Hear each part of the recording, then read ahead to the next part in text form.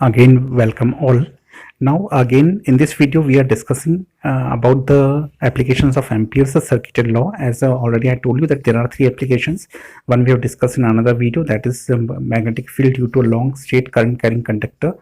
Second application was a magnetic field due to a solenoid, and the third application now the magnetic field due to a toroid or a toroidal solenoid that we are discussing currently in this video. For this, now you just consider the diagram which is given on the board here.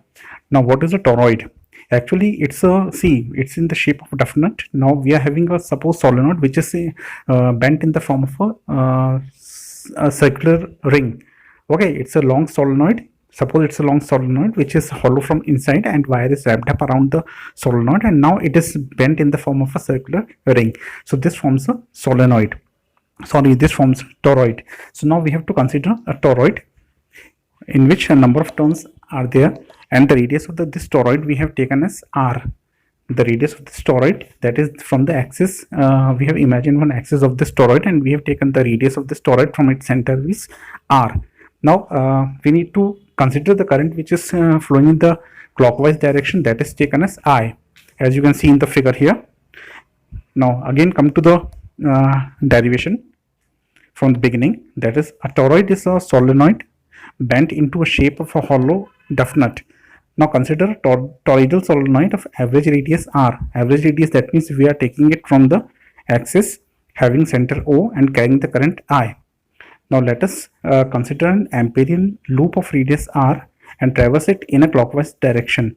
So Amperian loop we can see that is represented by the dotted line in the figure, that is considered as the Amperian loop, and this Amperian loop will give you the radius. Now let n be the number of turns of the toroid. So we have taken capital N as the number of turns of the toroid.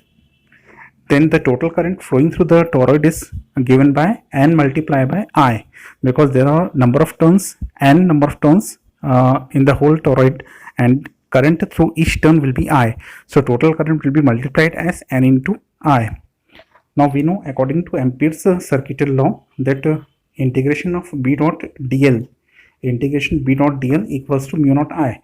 But in this case we have taken n turns, so we will take mu naught Ni in the RHS. Let this be condition number 1. After this we see about the direction. The direction of the magnetic field and the direction of dl, they are in same direction, B and dl.